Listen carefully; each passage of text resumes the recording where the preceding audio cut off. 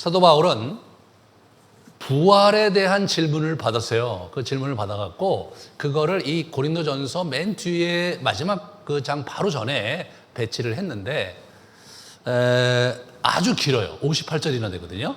이게 아주 찬찬히 분명하고 그리고 논리적으로 그러면서 또 개인적인 차원에서 어떻게 소화해야 될지 이런 부분을 자세히 설명을 해놓고 있어요.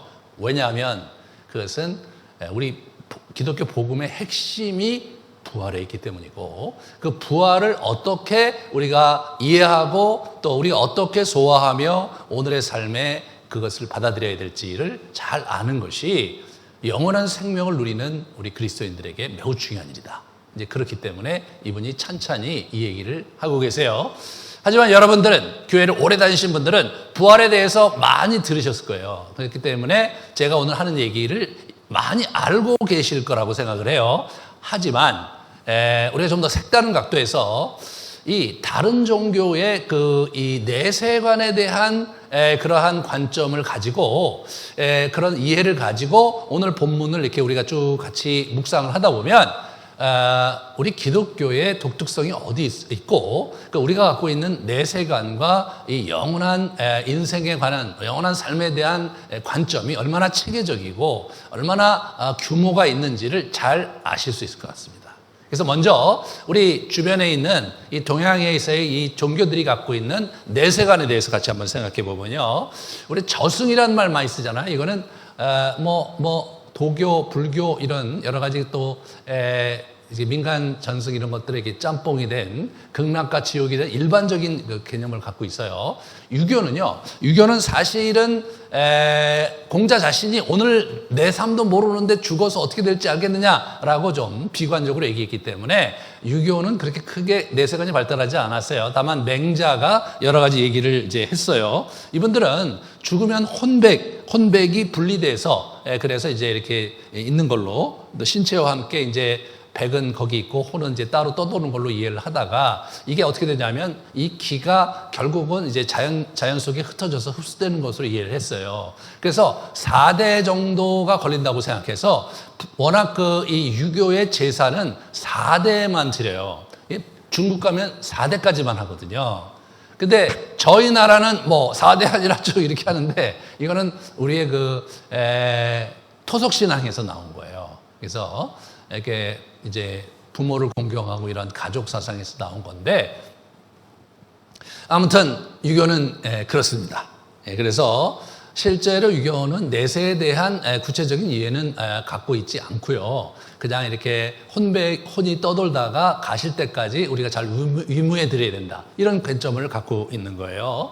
도교는 이 불로장생을 꿈꾸는 종교거든요. 그래서 죽음 인식에 대한 가르침이 별로 없고 인간은 수련을 통해서 죽지 않을 수 있고 오래 살 수 있다. 이제 그렇게 하면서 이제 이렇게 수련하고 명상하고 돛 닦는 그런 형태로 되어 있습니다. 그 다음에 우리 무속신앙에는 이렇다 할 게 없다고 해요. 그 다음에 이제 불교의 이 윤회 사상이 있는데 육도 윤회라고 있어요. 저 육도를 윤회한다는 거예요. 천상, 신적인 존재, 인간계 아수라장이라는 말 쓰잖아요. 악신, 축생, 동물로 이렇게 살다가 악귀, 귀신으로도 살고 지옥, 가장 안 좋은 곳에 이렇게 사는데 이거는 영겁에, 억겁의 세월 속에서 이렇게 한다면 겁 이렇게 하는데 이 겁이 뭐냐를 보시면 그 다음 걸 보여주세요. 이 겁화의 준말로 저도 잘 몰라요. 그냥 제가 이렇게 이제 책을 보고 여러분에 써드리는 거예요. 한 세계가 만들어져 존속하다 파괴돼서 무로 돌아가는 한 주기를 얘기하는데 이런 거예요. 사방 십리에 쌓인 돌산을 선녀가 하늘에서 100년에 한 번 내려오는데 비단치마로 그렇게 스쳐요. 이렇게 스치는데 바위산이 그렇게 비단치마로 100년에 한 번 와서 스치고 가갖고 그게 다 달아 없어지는 거. 그게 한 겁이에요. 한 겁. 그러니까 43억년이에요. 이게 좀 이렇게 저 43억년인데 근데 옷깃을 한 번 스치는 것이 500겁이고요. 부부의 연은 7,000겁이에요. 그러니까 우리 결혼하신 분들 7,000겁 이렇게 거예요. 저는 이게 감당이 안 돼요. 왜냐하면 지금 진화론 학자들이 지구의 나이를 얘기할 때 45억 년 얘기하잖아요. 그게 한 겁이에요. 이제 기껏해야 한 겁이에요, 우리가. 그러면 7,000겁을 돌아서 우리가 만났는데, 그러면 그 나머지 6,999겁은 어디서 우리가 살았을까요? 답이 없어, 답이 없어. 부모 자식의 연은 8,000겁이래요. 야, 이런 엄청난 개념을 갖고 보면서 느끼는 게 겁나더라고요. 45억 년을 와서 지구에서 이렇게 살고 있는데, 지금 이제 여기서 끝나면 그 다음에 또 해갖고 하는데, 이게 지금 뭐 이게 한 겁, 두 겁도 아니고요. 막, 500겁, 7,000겁. 그러니까 여기서 이렇게 같이 이 한 공간에 함께 있으려면 제가 보기에는 수천 겁은 우리가 이렇게 돌고 돌다가, 윤회를 돌고 돌다가 우연히 우리가 이렇게 만난 거예요. 그러니까 이게 이분들의 입장에서 볼 때는 현재가 그러므로 굉장히 중요하시겠죠. 그죠? 현재가 되게 중요한 거예요. 그래서 현재를 주목하게 하는 데는 성공한 것 같아요. 하지만 근거 자체가 너무 황당무계하고 겁납니다. 그러세요. 이런 여러분 제가 얘기 안 했지만 우리 이슬람 같은 경우는 어떤지 아세요? 이맘이라고 하죠. 이맘.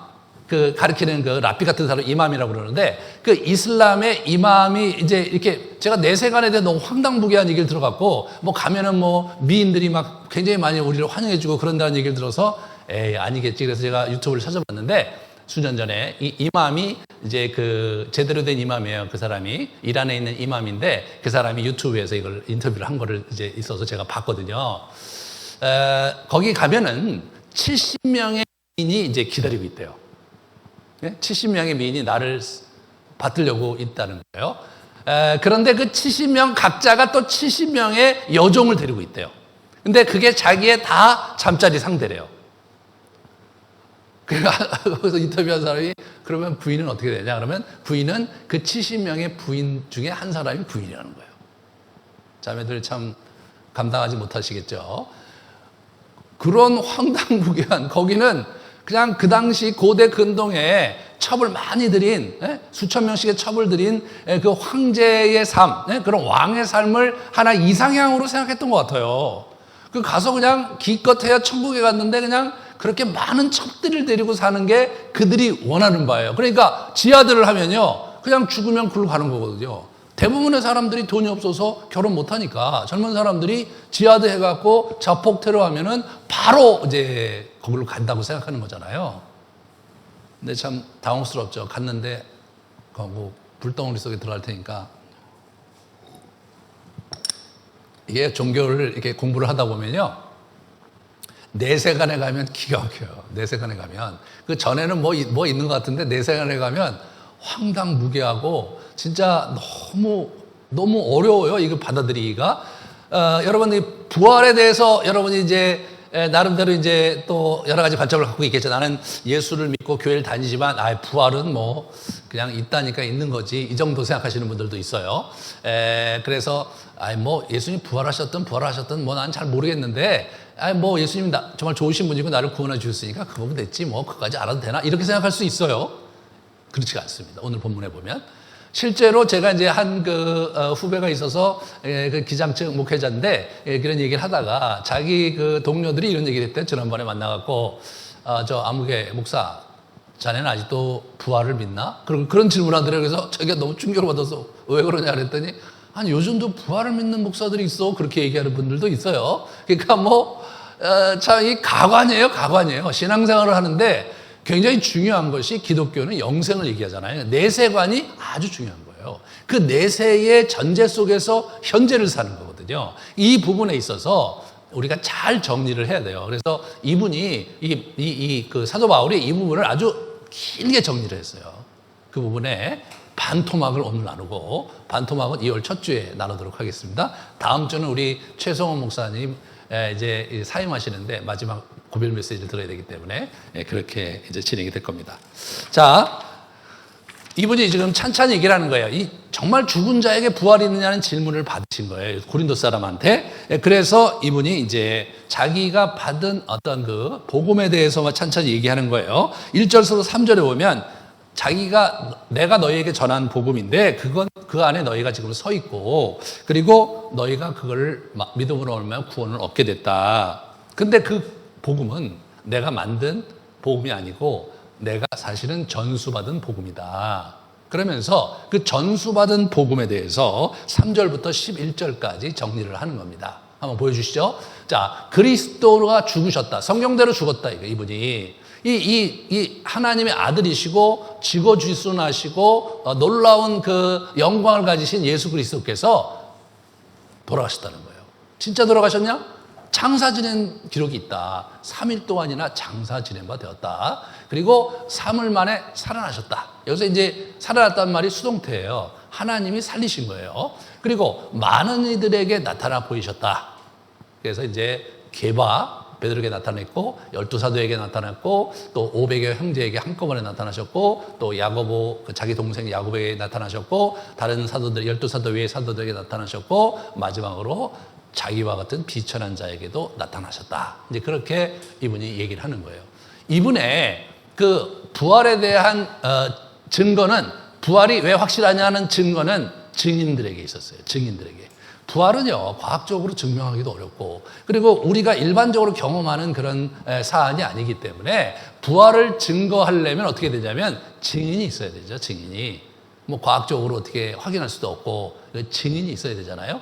우리가 요즘도 정말 세상에 이런 일이 이런 부분의 프로그램이라든가 이런 유튜브를 보면 그걸 내가 영상으로 보니까 있었다고 생각하지 그거를 사실은 영상으로 보지 않으면 믿기가 어렵죠. 제가 이제 심심할 때 동물들의 세계가 나오는 그런 영상들을 자주 보는데 얼마 전에 본 영상 중에 인상적이었던 거는 사자가 이제 물을 먹으러 이렇게 나왔어요. 이렇게 물가에 나왔는데 물을 먹는데 갑자기 물속에서 악어가 와갖고 사자를 콱 물어갖고 사자를 콱 데리고 들어가더라고요. 물속에 쑥 들어갔어요. 그래서 야, 사자가 저렇게도 잡혀먹네. 그러고 있더니 조금 있다 보니까 사자가 나오는데 그 악어를 딱 물고 악어를 입에다 딱 물고 나오더라고요. 이렇게 나와서 가더라고요. 이런 거를 어떻게 믿을 수 있어요? 그죠? 내가 이렇게 얘기한다고 믿을 수 있겠습니까? 여러분이 그 유튜브를 보면서 진짜네. 이 목사님이 거짓말하지는 않았네. 그렇게밖에는 안 되는 거예요. 그죠? 그렇게밖에는 안 되는 거예요. 그래서 이 기록이 상당히 의미가 있는 거예요. 500명이 한꺼번에 이거를 봤다는 거는 그거는 500명이 한꺼번에 집단 착각이 일어날 수는 없거든요. 심리적으로. 이런 것들이 상당히 객관적인 근거인 거예요. 그 이상 설명할 게 없는 거예요. 그리고 그거를 믿고 사람들이 그 예수를 믿고 자기 생을 전체를 바쳐서 막 죽고 수천 년 동안 우리가 그렇게 살아온 거예요. 그러므로 예수님은 부활하신 거예요. 그러면 이 부활은 뭐예요? 이 복음의 중추인 거예요. 그래서 부활을 이 복음 얘기하면서 부활로 들어가거든요. 자, 보시면 부활이 없으면 만약에 예수님께서 다시 사지 못했다면 복음 전도도 헛것이고 믿음도 헛것이다 이거죠. 왜냐하면 복음을 전도한다는 게 너희가 영생을 얻으리라고 했는데 영생을 얻으리라고 하신 분이 돌아가셨어. 그리고 회복을 못 하셨어. 예수님만 돌아가신 게 아니에요. 이분이 성삼위 하나님으로 함께 존재하시기 때문에 그분을 보내신 아버지도 없어졌어요. 그럼 어떻게 돼요? 복음이란 더 이상 의미가 없는 얘기가 되는 거예요. 그러니까 복음 전도 헛것이 된 거예요. 그럼 믿음도 헛것이다. 믿음의 대상이 예수님이시잖아요. 우리 기독교에서의 믿음은 제가 늘 말하지만 신뢰, 인격적인 관계거든요. 관계 대상이 없어졌으니까 믿음도 없어진 거죠. 그죠? 그렇잖아요. 제가 제 아내를 신뢰한다. 내 아내를 믿는다. 근데 아내가 먼저 죽었다. 그러면 제 아내를 믿는다는 게 대상이 없으니까 아내를 추억한다. 아내를 기억한다는 가능하지만 아내를 믿는다. 이건 불가능한 거예요. 그러니까 믿음이 헛것이 되는 거예요. 그 다음에 믿음도 헛되면 여전히 어떻게 우리가 죄 가운데 있게 된다. 말도 안 되는 소리 하지 마라. 거기다가 예수님과 한해서 잠자는 자도 망했을 것이다. 아니 예수님 앞에 잠자면서 영원한 생명을 예수님 품에 간다고 생각하고 죽었는데 가보니까 진짜 와 사기네 이렇게 될 거라는 거예요. 그 이맘이 사기극이잖아요. 거기 가면 70명의 미인이 그러니까 한 수백 명의 또 그 종들을 데리고 자기를 맞이하면서 밤마다 자기를 즐겁게 하는 잠자리를 제공한다고 생각하는 그러한 생각을 갖고 자폭 테러를 해서 갔는데 거짓말이야. 그럼 어떻게 돼? 이건 망하는 거죠. 바라는 것이 이 세상뿐이면 우리는 불쌍하기 짝이 없다 이거예요. 예? 우리가 이 세상에서 사는 거 내세는 뭐 어떻게도 좋고 예수님께서 우리에게 복을 주신다니까 그거면 되지 않았냐? 하나님이 우리에게 복을 주시면 되는 거 아니냐?라고 한다면 정말 우리는 불쌍하기 짝이 없는 거다. 이게 뭐 하는 거죠 지금? 네. 부활은 확실할 뿐 아니라 부활신앙은 기독교 신앙의 근간이다. 이 부분이 확실하지 않으면 우리의 영적인 성장과 하나님과 예수님과의 관계 자체가 이게 세워지질 않는 거예요.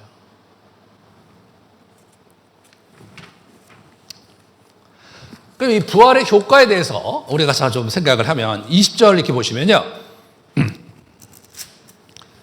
그러나 이제 그리스도께서 죽은 자 가운데서 다시 살아나서 잠자는 자들의 첫 열매가 되셨다. 이분이 첫 열매가 되셨다는 거예요. 자, 이분이 첫 열매가 되셨다는 것은 두 번째 열매, 세 번째 열매가 있다는 것을 의미하는 거예요. 그러니까 이분이 자기 혼자 부활하면은 부활한 게 아니다 이거예요. 이게 이분을 쫓는 그리스도인들이 다 이분을 뒤쫓아서 순차적으로 부활을 경험하게 될 것이다. 그런 얘기를 하는 거예요. 그러니까 이게 놀라운 거죠. 그게 언제 그렇게 될 거냐? 예수님이 재림하실 때 그렇게 될 거라고 얘기해요. 오늘 본문에 보시면 예수님이 재림하실 때 우리가 함께 부활할 것이다. 여러분, 부활할 때 잘 아셔야 될 게 뭐냐면 우리가 부활한다는 것은요, 우리의 원래 모습대로 다시 우리를 되찾는다는 것을 의미하는 거예요. 우리가 이 몸을 가진 부활로 하는 거지, 몸이 없는 그냥 영적인 존재가 다시 살아나는 그런 얘기를 하는 게 아니에요. 예수님이 첫 열매가 되셨다. 예수님이 다시 부활하셨는데 그 새로운 몸을 입었거든요. 다음 시간에 제가 얘기하겠지만 새로운 몸을 입었는데 그 새로운 몸은 그러면 지금에 있는 몸과 다르긴 하지만 역동은 똑같았어요. 말씀하시고 호흡도 하시고 음식도 같이 먹고 그들과 대화도 하셨거든요. 네. 그러니까 그분이 첫 열매니까 예수님을 쫓아서 우리가 부활한다는 것은 무엇을 의미하느냐? 자연스럽게 우리가 이런 몸뚱아리를 가지고 다시 부활한다는 것을 의미하는 거예요. 이 땅에서 그분이 그렇게 해서 우리가 이 땅에서 살면 이제 어떻게 됩니까? 그 다음에는 그게 만물이 복종되는 형태로 만물이 쭉 이제 복종을 하잖아요. 그죠? 24절에 그 후에 마지막이니 그가 모든 통치와 모든 권세와 능력을 멸하시고 나라를 아버지 하나님께 바칠 때라. 그의 모든 원수를 그 발 아래 둘 때까지 반드시 왕노릇 하시리라. 그러니까 이분이 이제 예수님께서 이제 모든 정사와 권세 이런 악한 그 세력을 의미하는 거거든요. 악한 세력, 악한 영적인 존재들을 의미하는 거예요. 그 모든 것들을 발 아래 무릎 꿇히시고 그리고 그것을 주님께 바쳐요. 그렇게 함으로써 이 28절 맨 마지막에 보세요. 아들 자신도 그때 만물을 자기에게 복종하게 하신 이에게 복종하게 되리니 이는 하나님이 만유의 주로서 만유 안에 계시려 하심이라. 만유의 주로서 만유 안에 쓰시는 거예요. 그러니까 다시 자신의 통치가 이 땅에 이 만유 가운데 통치가 이렇게 구체적으로 작동하는 형태로 이분이 리더십을 다시 장악한다는 거예요.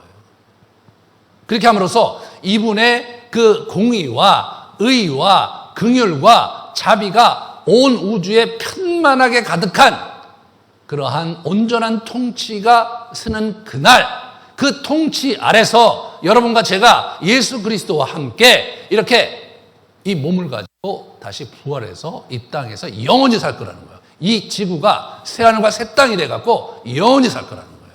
그게 기독교의 비전이에요. 여러분, 아까 잠깐 제가 소개했던 다른 종교의 비전, 이 내세의 비전과 얼마나 다른지를 아시면 이것이 얼마나 가치 있고 얼마나 대단하며 얼마나 영광스러우며 얼마나 귀한 것인가를 우리가 알 수가 있는 거예요. 우리는 그 어떤 종교와도 다른 형태로 우리의 미래를 그려가면서 그 미래를 확증할 절대자를 우리가 모시면서 살아가고 있는 거예요.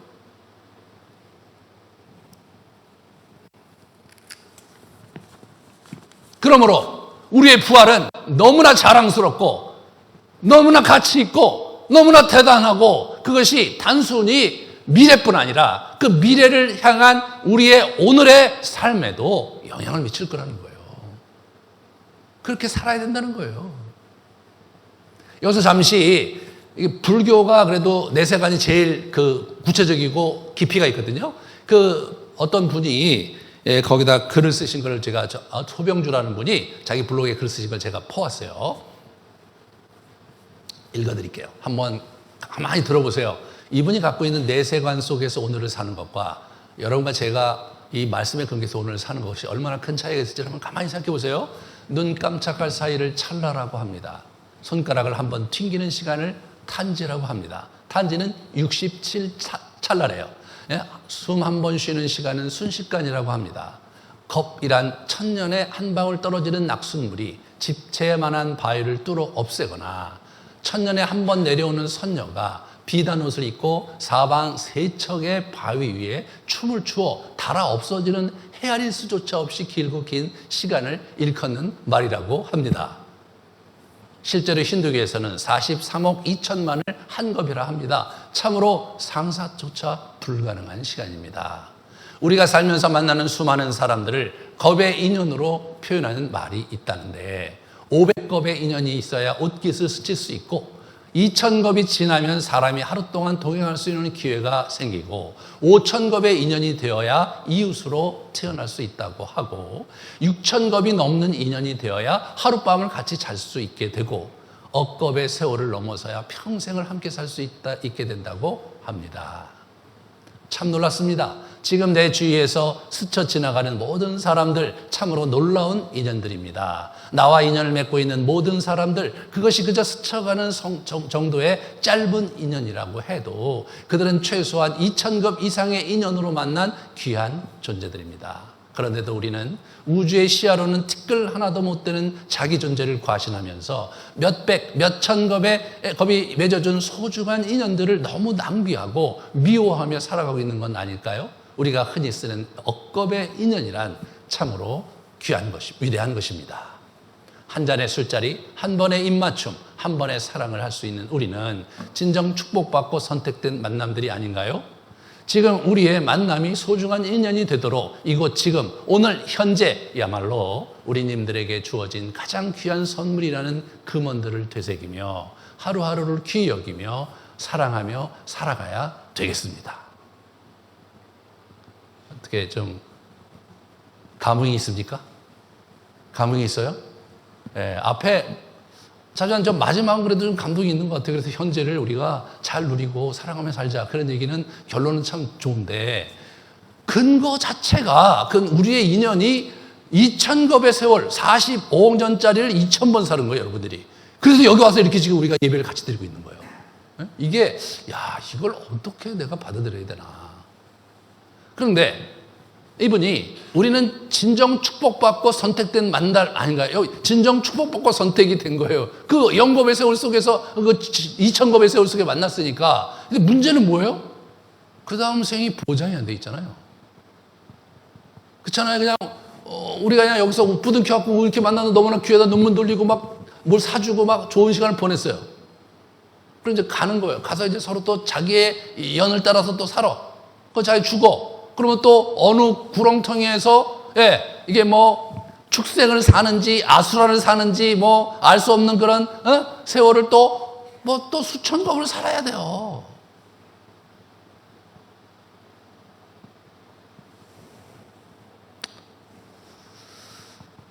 참 마음이 제가 좀 숙연해지더라고요.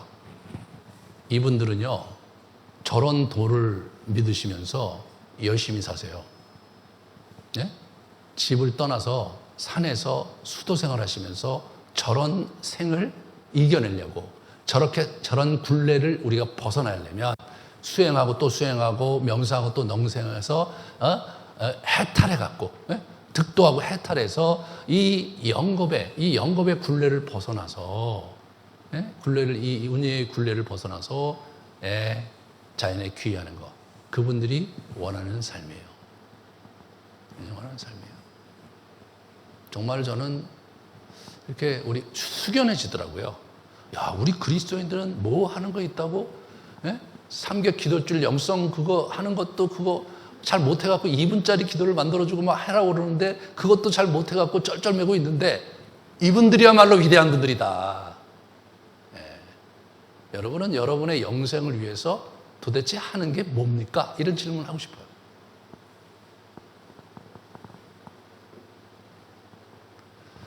그러면서 또 한편으로 마음이 치근해졌어요. 야, 저렇게 살갖고 결국 와, 그 부처 그분이 참 자비하시잖아요. 뭐 이렇게 살면 그래 너의 삶도 의미가 있고 저렇게 살면 그래 너도 의미가 있고 다 허허하고 늘 그 자비로 다 받아주세요. 근데 가만히 놓고 보면 어차피 뭐 그러면 다음 겁에 또 뭐 45년 5억 년 정도 버러지로 살다가 또 뭐 이쪽으로 가서 또, 예? 예, 또 아수라로 살다가 그래서 악기로 살다가 뭐 때로 기분이 더 나쁘면 지옥도 갔다가 또 뭐 이렇게 막 뭐 6 세상을 왔다 갔다 하는 거잖아요. 네 일이다. 그래, 네가 그렇게 살다 보면 버러지로 태어날 텐데 할 수 없지. 그런 겁니까? 예. 근데 우리 하나님은요, 어떤 분이냐면 우리는 저렇게 영겁, 이게 뭐 일겁이 아니라 1000년도 못 살아요, 우리는. 우리는 100년 정도 살잖아요. 100년 안에 끝나잖아요. 그러니까 우리를 100년 안에 어떻게든지 우리를 구원하시려고 아주 그냥 굉장히 힘을 기울이시죠. 구약에 보면 막 화를 내시고 막 병도 주시고 이 전쟁을 시키면서 막 경고하시고 선지자들 보내서 계속해서 말씀하시잖아요. 화를 내시잖아요. 제가 저 준비하면서 이제 스님들의 이제 유튜브를 제가 봤어요. 그때 어떤 스님이 꽤 유명한 분이신 것 같은데 말씀을 되게 잘 하시더라고요. 그분이 이런 얘기를 하시는 거예요. 우리 기독교에 대해서 얘기하면서 아니 절대자라는 분이 세상을 창조하셨으면 됐지. 왜 개입을 해서 이러쿵저러쿵 감나라 배나라 하시고 그리고 왜 분노하시고 왜 징계하시고 왜 그러고 계시냐. 그렇다면 그분이 자기의 감각을 통제하지 못하고 계신 거 아니냐. 자기 감각적 어떤 그런 욕망을 통제하지 못하고 주체하지 못하는 그런 분이 어떻게 절대자일 수 있냐. 설득력 있잖아요.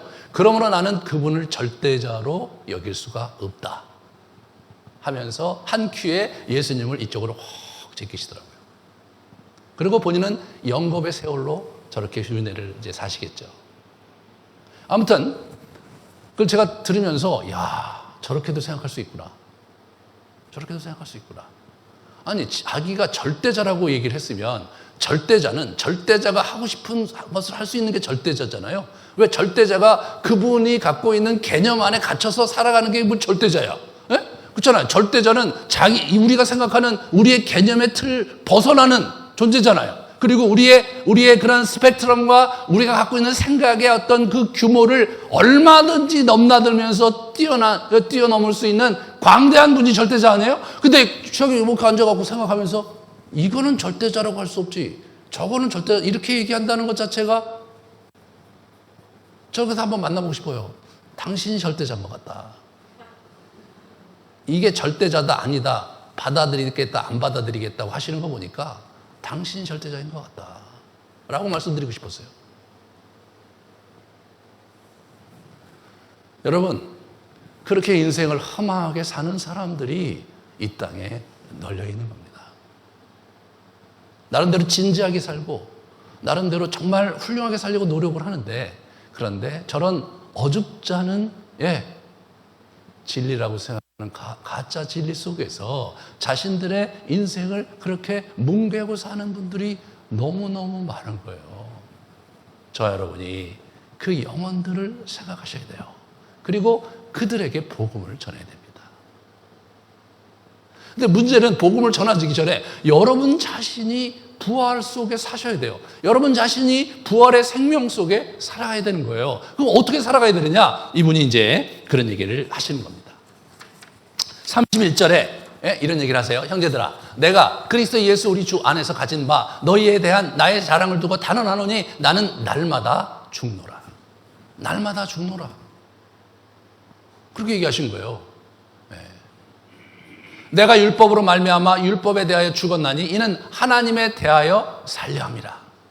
내가 그리스도와 함께 십자가에 못 박혔나니 그런즉 이제는 내가 사는 것이 아니요 오직 내 안에 그리스도께서 사는 것이라. 내 안에 그리스도께서 사는 거예요. 자기는 맨날 죽는 거예요. 그러니까 내 육신을 십자가에 못 박고 죽으면서 자신은 부활의 생명을 누리고 사는 삶을 살기 위해서 날마다 죽는다고 하셨어요. 여러분, 날마다 죽는 삶을 살고 계십니까? 아니, 이것은 바울의 영성입니까? 바울의 이러한 삶의 태도는 어디로부터 온 것입니까? 그것은 예수님의 가르침으로부터 온 것이에요.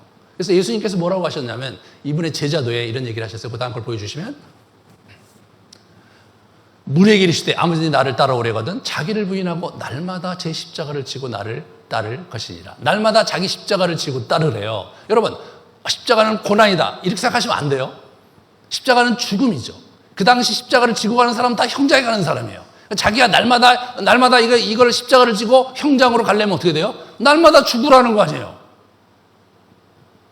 누구든지 자기 십자가를 지고 나를 따르지 않는 자도 능히 내 제자가 되지 못하리라. 자기 십자가를 지고 따라야 되는 거예요.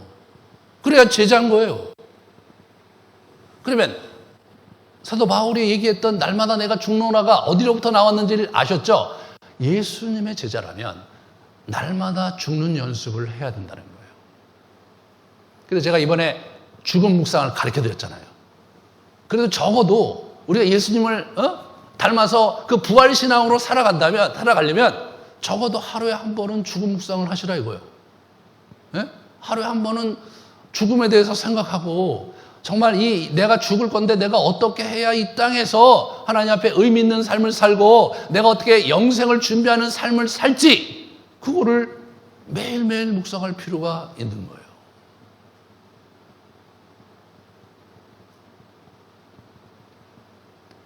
그래야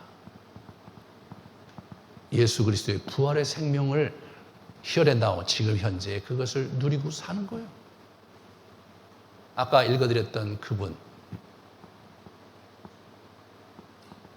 우리의 이러한 잠시의 만남은 적어도 2000겁의 인연이 있어야 만날 수 있는 것이니 얼마나 소중한 만남이냐는 거예요. 그걸 이분이 묵상하시면서 정말 우리가 서로 보듬고 이 귀한 인연을 귀하게 여기며 서로 돕고 살자, 그렇게 묵상하신 거예요, 그분이요. 근데 여러분은 예수 그리스도의 십자가의 부활 사건을 믿고 있고 또 그분이 날마다 십자가를 지고 내 길을 따르라고 말씀을 하셨고 또 영생을 주고 너와 함께 하겠다고 약속을 하셨음에도 불구하고 여러분의 인생에 대해서 그분만큼도 묵상하고 살지 않는다면, 여러분의 주변에 있는 여러분의 이웃과 우리 성도들, 여러분의 가족에 대해서 그 정도도 묵상하고 살고 있지 않다면 여러분은 부활을 믿는 분이 아닙니다. 부활을 여러분의 삶 속에서 실제화하면서 그렇게 살아가야 합니다. 후반부에 어떻게 그거를 영성으로 소화해야 될지에 대해서 사도 바울이 많은 얘기를 했는데 다음 시간에 거기에 대해서 다시 구체적으로 말씀을 드리겠습니다.